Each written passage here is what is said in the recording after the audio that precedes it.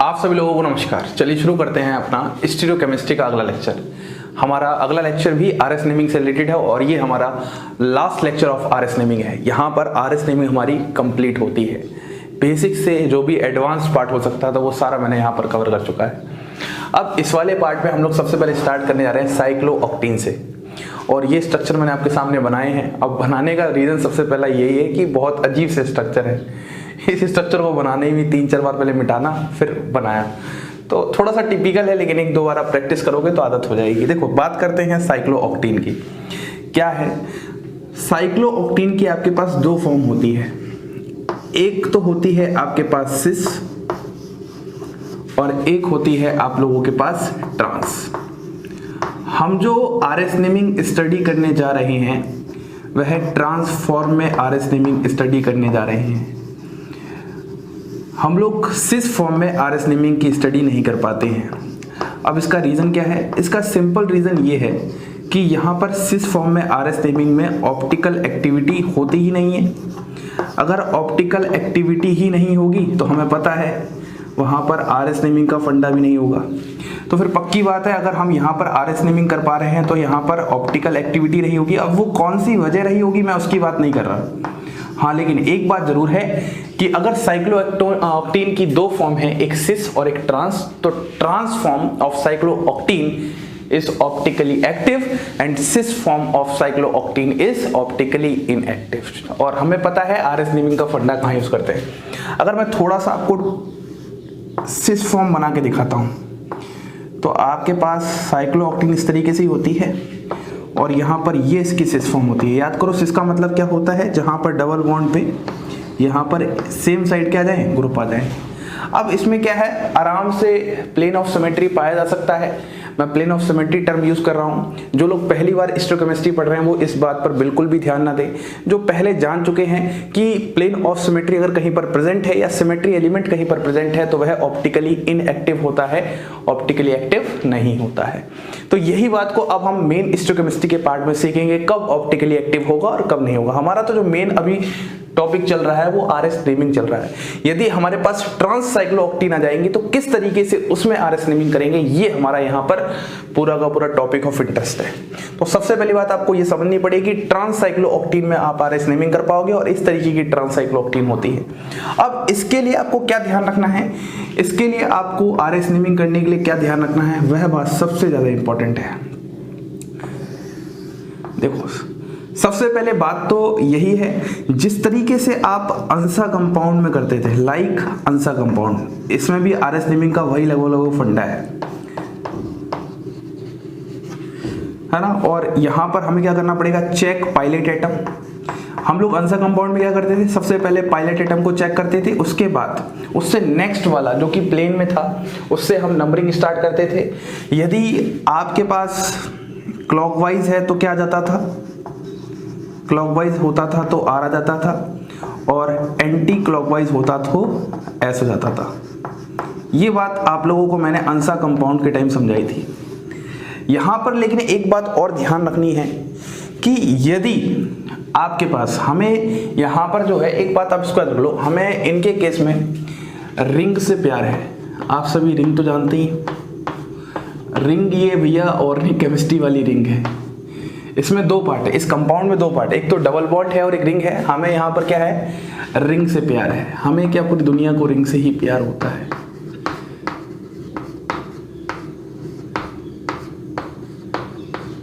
लिख देता है, रिंग से प्यार होता है। अब रिंग से प्यार होने का मतलब मैं यहाँ पर क्या समझाना चाहता हूँ, यदि आपके पास रिंग जो है वो आपकी तरफ है, पॉइंट को समझना बहुत ध्यान से। तो एक तो केस ये बोल सकता है, और यदि आपके पास जो रिंग है वो क्या है, आपसे दूर है। 2 कंडीशन बन सकती हैं, रिंग आपकी तरफ, रिंग आपसे दूर। पहले यहां समझ लो, फिर मैं आपको उसको डायग्राम से समझाने वाला हूं अच्छे से कि सर ये समझा क्या रहे हो। अगर रिंग आपकी तरफ है तो समझ जाइएगा, आंसर आर है तो आर आ जाएगा, एस है तो एस आ जाएगा। यदि रिंग आपसे दूर है तो आंसर यहां पे समझाता हूं, आर है तो एस आ जाएगा और एस है तो आर आ जाएगा। ये वाला पॉइंट इंपॉर्टेंट है। जब रिंग आपसे दूर है। ये वाला कॉन्सेप्ट बहुत इंपॉर्टेंट है। सबसे पहले आप ये पॉइंट समझ जाओ, जिस तरीके से आंसर कंपाउंड में करते थे उसी तरीके से इसमें करते हैं। सबसे पहले हम लोग समझते हैं इस पहले स्ट्रक्चर को। सर आखिरकार आप रिंग का मतलब क्या समझाना चाहते हो? अगर हम समझे ध्यान से तो एक तो आपको डबल बॉन्ड नजर आ रही है और बाकी आपको रिंग नजर आ रही है। बोलिए, एक तो आपको डबल बॉन्ड नजर आ रही है, बाकी रिंग नजर आ रही है। यही दो चीजें सिखा रहा हूं। अब यहां पर अगर मैं समझाऊंगा तो यहां पर जो डबल बॉन्ड है वो आपकी तरफ है, रिंग आपसे दूर है। देखो अगर मैं ऐसे बना रहा हूं, थोड़ा सा इसको मैंने शेडेड भी किया है। अगर आपको शेडेड नहीं दिख रहा है और शेडेड कर लो, गाढ़े गाढ़े पेन से कर लो इस तरीके से। तो इसका मतलब ये जो डबल बॉन्ड है ये क्या है, लिख देता हूं मैं, आपकी तरफ। अब आपकी तरफ बोले तो अंग्रेजी में अपन बोल सकते हैं टुवर्ड्स ऑब्जर्वर। अगर डबल बॉन्ड आपकी तरफ है तो पक्की बात रिंग आपसे दूर होगी, और रिंग अगर आपसे दूर है तो यहां पर इस कंपाउंड में अगर आर आएगा तो एस हो जाएगा, एस आएगा तो आर हो जाएगा। बोलिए, पॉइंट समझ में आया? अभी निकालना सीखेंगे। पहले तो आप इनके व्यू को समझ लो कि आखिरकार इनका व्यू क्या है। अगर मैं इस व्यू की बात करता हूं तो इस व्यू में देखो, इस व्यू में आपको जरा ध्यान से समझ में आ रहा होगा, शेडेड लाइन ये वाली है। तो डबल बॉन्ड आपसे दूर हो चुकी है। अगर डबल बॉन्ड आपसे दूर हो चुकी है तो मैं इसी को दर्शा देता हूं। डबल बॉन्ड क्या है? आपसे दूर, away from observer.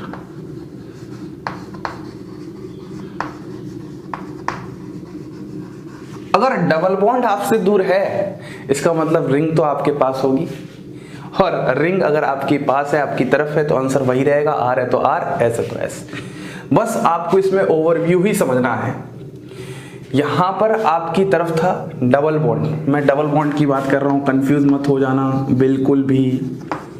Double bond यहां पर अगर मैं बात कर रहा हूं, डबल बॉन्ड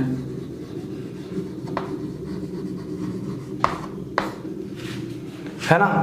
अगर डबल बॉन्ड आपकी तरफ है तो रिंग आपसे दूर है, और रिंग अगर आपसे दूर होगा तो आंसर आर का एस हो जाएगा, एस का आर हो जाएगा। सर निकालेंगे कैसे ये तो बताओ, थोड़ा सा वेट करो। अगर मैं यहां पर बात करता हूं, अगर डबल बॉन्ड आपसे दूर है तो रिंग पक्की आपकी तरफ होगी। अब शुरू करते हैं, इनको हम बाद में देखेंगे। ये भी साइक्लो कलाकार, मतलब ऐसी जो कलाकारी है वो कलाकार लोग ही कर सकते हैं। मतलब एग्जामिनर जो है वो इसी क्वेश्चन को कुछ ऐसा बना दे तो आप बोलोगे हम तो पहली बार देख रहे हैं, अरे ये भी ट्रांससाइक्लोऑक्टेन होती है। नहीं आ रहा समझ में? इधर देखो, यहां पर क्या है H और यहां पर क्या है H। सर ये कैसे ट्रांससाइक्लोऑक्टेन, हमें तो यही समझ नहीं आ रहा अभी। अरे भाई डबल बॉन्ड को देखो ना, यहां पर आप एक H लगा रहे होगे, यहां पर आप एक H लगा रहे होगे, फील आया? ये अगर सिस है तो पक्की बात है यही तो ट्रांस का मतलब होता है। तो मुझे बताओ, क्या आपको सबसे पहले ये फंडा समझ में आया, व्यू समझ में आया साइक्लोऑक्टेन का, कि रिंग आपकी तरफ कब है और रिंग आपसे दूर कब है? तो डबल बॉन्ड को चेक कर लो, ठीक है, तो बता दोगे आराम से। अब ये बात होगी, अब आपको देखना है पायलेट एटम क्या है। आंसर कंपाउंड में हम सबसे पहले पायलेट एटम देखते थे, इसमें पायलेट एटम क्या है। अगर आप देखोगे तो ये डबल बॉन्ड है, और डबल बॉन्ड के प्लेन में कौन कौन से एटम है? ये प्लेन में है, ये प्लेन में है, ये प्लेन में है, और ये प्लेन में है। आपको पता है जो जो मैं यहां पर येलो से डॉट बना रहा हूं, ये सारे ही एटम क्या है? प्लेन में है। और H भी प्लेन में ही है, सिंपल सी बात है। तो पक्की बात है जो प्लेन का जस्ट आउट ऑफ प्लेन पहला एटम होगा उसी को हम क्या बोलते हैं? Pilot atom. क्या बोलते हैं? Pilot atom. यहां पर जस्ट पहला जो एटम होगा उसी को हम क्या बोलते हैं? Pilot atom. Pilot atom. तो पायलेट एटम की डेफिनेशन मैंने समझाई थी यार, क्या समझाई थी? यह पहला एटम होता है जो कि आउट ऑफ प्लेन होता है। तो पहला एटम आउट ऑफ प्लेन कौन सा होगा? जो प्लेन के जस्ट अगला वाला एटम होगा। ठीक, इस तरीके का समझने की कोशिश करो आप। पायलेट एटम हो गया। अब आपको क्या करना है? पायलेट एटम के नेक्स्ट एटम से नंबरिंग स्टार्ट करनी है, तो नंबरिंग करते हैं। यहां सबसे पहले 1 हो जाएगा, यहां फिर 2 हो जाएगा, यहां फिर आपके पास आ जाएगा इस तरीके से, यहां पर 3 कर दो इस तरीके से। जब आप 1 2 3 कलम घुमाओगे तो ये कैसा फील आ रहा है? 1 2 3 कलम घुमाओगे तो यहां पर आपके पास कैसा आ रहा है? Clockwise are. लेकिन आंसर आपके पास क्या हो जाएगा? एस, क्योंकि ये रिंग आपसे दूर है। जरा ध्यान से देखो, रिंग आपसे दूर है तो आर का एस हो जाएगा, एस का आर हो जाएगा। फिर से समझो, सबसे पहले आपने पायलेट एटम पहचान लिया, सबसे पहले पायलट एटम पहचानने का तरीका होता है, आप ये देख लो प्लेन में कौन कौन से एटम हैं। अगर आप डबल बॉन्ड को देखोगे ध्यान से तो एक तो ये वाला कार्बन, ये वाला कार्बन, ये वाला कार्बन, और यहाँ पर ये एटम सारे क्या है प्लेन में। तो जस्ट बाहर वाला एटम क्या है, पायलट एटम। तो नंबरिंग यहाँ पे कहाँ से होगी, ये 1 हो जाएगा, ये 2 हो जाएगा और यहाँ पर 3 हो जाएगा। तो जब आप मूव करवाओगे तो ये कैसा आ रहा है, बोलिए 1 2 3 को जब आप मूव करवाओगे यहाँ पर इस तरीके का क्या रहा है, क्लॉकवाइज आर। लेकिन आपके पास आंसर क्या हो जाएगा, एस, क्योंकि रिंग आपसे दूर है। इस पॉइंट को तो बिल्कुल भी नहीं भूलना, जब रिंग आपसे दूर होगी इसका मतलब समझ जाना आंसर को आपको अपोजिट करना है। उम्मीद करता हूं आपको पहला क्वेश्चन थोड़ा थोड़ा समझ में आया होगा। दूसरे क्वेश्चन की तरफ बढ़ते हैं, इस बार थोड़ा सा स्पीड भी बढ़ाएंगे। देखो सबसे पहले आपको ये ध्यान रखना है, यहाँ पर रिंग क्या है, आपकी तरफ है, तो आंसर जो रहेगा आर है तो आर ही रहेगा, एस है तो एस ही रहेगा। सबसे पहले तो ये ध्यान रखना है। उसके बाद पायलट एटम चेक करते हैं। अगर ये डबल बॉन्ड है तो ये भी प्लेन में है, ये भी प्लेन में है, ये भी प्लेन में है, ये भी प्लेन में, मतलब यहाँ पर ये आपके पास क्या है, पायलट एटम। यहाँ पर ये आपके पास क्या है, पायलट एटम। और यहाँ पर बात करते हैं, अगर ये प्लेन में तो यहाँ पर इस बार ये क्या है आपके पास, पायलट एटम। बोलिए समझ में आ रहा है क्या, ये आपके पास पायलट एटम है। फिर क्या करना है, बस पायलट एटम के नेक्स्ट एटम से मूव करना स्टार्ट करो। तो ये जो मूवमेंट एक तरीके से आप समझ सकते हो, from non planar part two planar part, from non planar part two planar part, आप ऐसे भी समझ सकते हो। अगर आपको पायलट एटम चेक करना नहीं आ रहा, अगर आपको मूवमेंट ही करवा के आंसर करना है, तो हमेशा नॉन प्लेनर पार्ट से प्लेनर पार्ट की तरफ बढ़ो। तो यहां पर आपके पास क्या हो जाएगा, नेक्स्ट 1 2 और यहां आ जाएगा आपके पास 3। जब आप ऐसे मूव करोगे तो यहां पर आंसर क्या आ जाएगा, आर। बोलिए क्लॉकवाइज आ रहा है इस तरीके से। इस वाले केस में देखते हैं, पायलट एटम ये है तो ये 1, ये 2, यहाँ पर 3, ऐसे मूव करो तो यहाँ पर भी क्या जाएगा, आर। खत्म हो गया। यही बस चीजें मुझे सिखानी थी। अब अगर आप ये सीख चुके तो यहाँ पर भी ऐसे ही अप्लाई करना है। फिर से भाई पायलट एटम चेक करो। आपको ये तो अब समझ में आना चाहिए इस रिंग का, यहाँ पर इस कंपाउंड का रिंग वाला पार्ट कहाँ है। तो अगर रिंग को देखोगे तो मैंने इसको शेडेड से दिखाया है, डबल बॉन्ड आपसे दूर है। अगर मैं शेडेड से दिखा रहा हूं तो वेज है, एक तरीके से आप वेज का फील करो। जब भी कोई चीज शेडेड हो बहुत अच्छे से तो आप वेज का फील करो। वेज मतलब टुवर्ड्स ऑब्जर्वर होता है, मतलब आपकी तरफ होता है। तो इस बार रिंग वाला पार्ट क्या है, आपकी तरफ है। यहाँ नीचे लिख भी लिया करो, जब भी क्वेश्चन ऐसा आए ट्रांससाइक्लोऑक्टेन का तो हमेशा आप सबसे पहले लिख लो कि रिंग वाला पार्ट आपकी तरफ है या आपसे दूर है। ये वाला पार्ट आपकी तरफ है, इसका मतलब जो आंसर रहेगा वही आपको यहाँ करके आ जाना है। ठीक है, अब करो। पायलट एटम कौन सा है, प्लेन में कौन कौन से एटम है, ये वाला प्लेन में है, ये वाला प्लेन में है, ये वाला प्लेन में है और ये वाला प्लेन में है।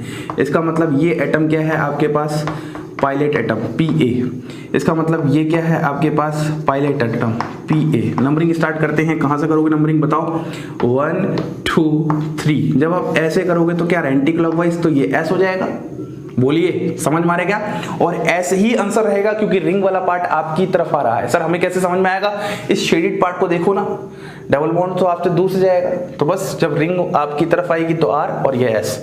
इस पे बात करते हैं, ये 1 ये 2 और यहाँ पर इस तरीके से 3, 1 2 3 कर दोगे अगर आप, तो यहाँ पर क्या करोगे आप, सर 3 यहाँ करेंगे, यहाँ कर दो यार, कार्बन को कर रहे एक तरीके से।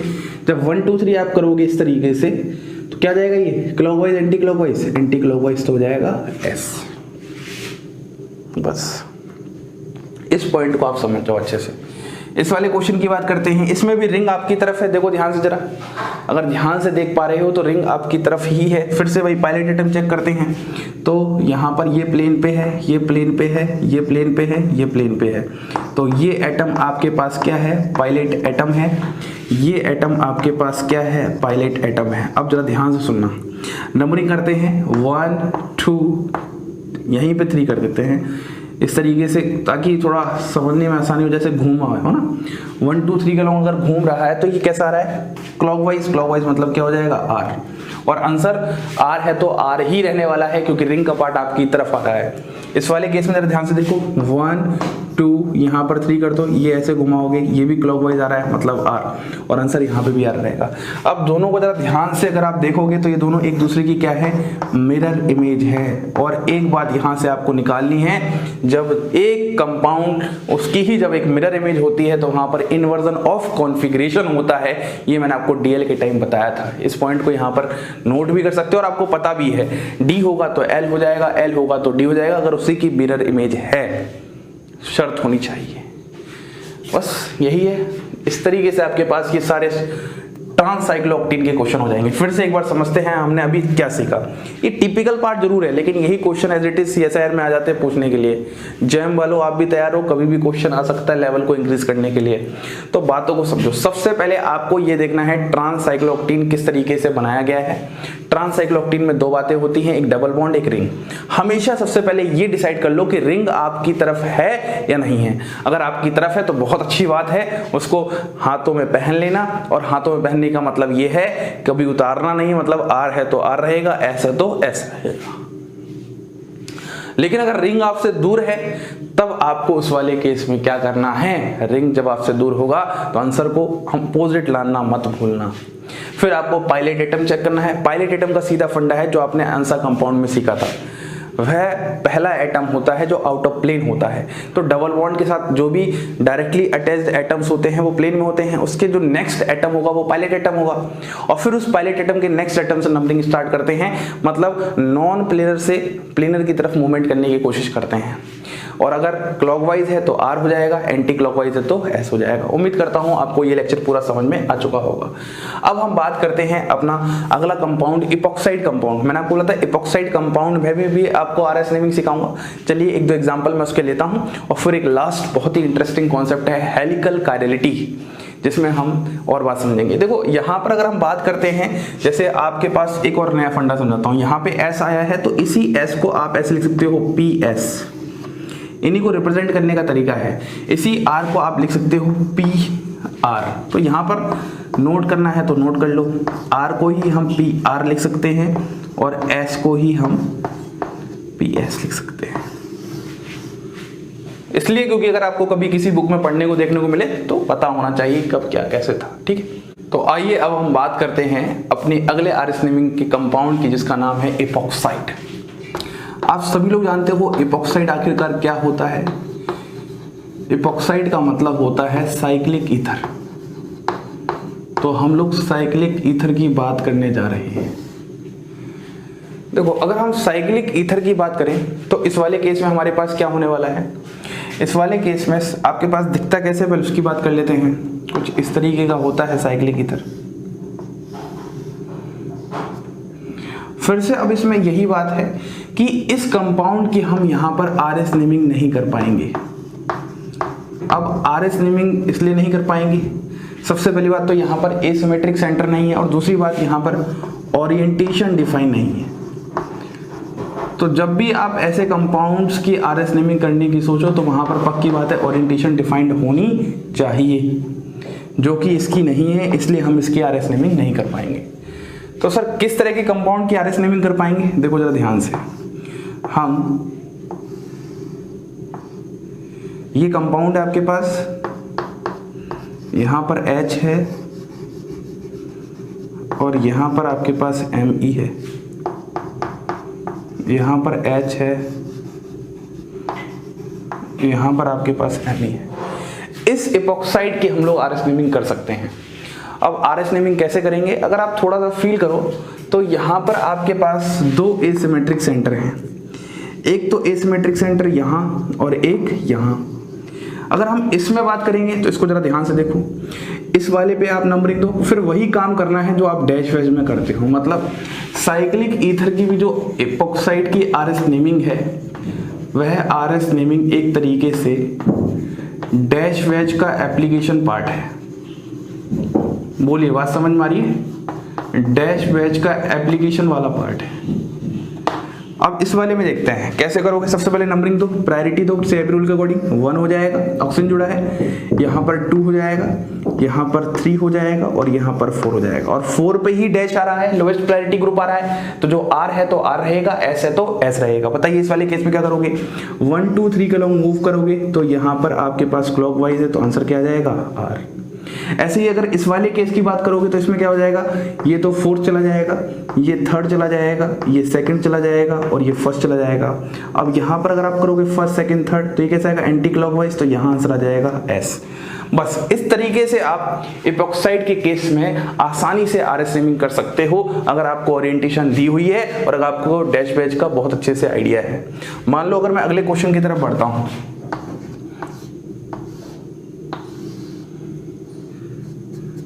अगला क्वेश्चन हमारा क्या है, कुछ इस तरीके से देखना ये है। अब इसमें आपके पास क्या होने वाला है, इसमें आपके पास यहां पर मैं H कर देता हूं, यहां पर मैं M कर देता हूं,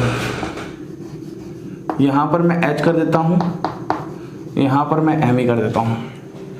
इस क्वेश्चन की बात करते हैं। बताइए इस क्वेश्चन में फिर से भाई सबसे पहले क्या करोगे, कार्बन से ऑक्सीजन लगा है तो नंबर 1 दे दोगे, फिर यहाँ पे नंबर 2 दे दोगे, यहाँ पे नंबर 3 दे दोगे और यहाँ पे नंबर 4 दे दोगे। अब इस बार थोड़ा आपको ध्यान देना पड़ेगा, अगर R है तो S होगा, S है तो R होगा, क्योंकि किस पर है, वेज पर है, वेज पर। अगर वेज पर है तो 1 2 3 के लोग पहले रोटेशन करेंगे तो क्या आ रहा है, 4th को भूलकर R आ रहा है क्लॉकवाइज से, तो आंसर क्या हो जाएगा, S। बस सिंपल सी बात इतनी है और कुछ नहीं। अगर इस वाले पे अगर आप जरा ध्यान से देखोगे तो यहाँ तो आपके पास 4th हो जाएगा, यहाँ 3rd हो जाएगा, यहाँ 1st हो जाएगा, यहाँ 2nd हो जाएगा। 1 2 3 के लॉन्ग करोगे तो S आना चाहिए था, लेकिन आंसर क्या आ जाएगा, R आ जाएगा। ऐसे आप कोई भी टिपिकल से टिपिकल क्वेश्चन, हार्ड से हार्ड क्वेश्चन बड़ी ही आसानी के साथ कर सकते हो। मान लो इस क्वेश्चन को थोड़ा सा मैं और इंटरेस्टिंग बना देता हूँ कुछ इस तरीके का कंपाउंड लेके।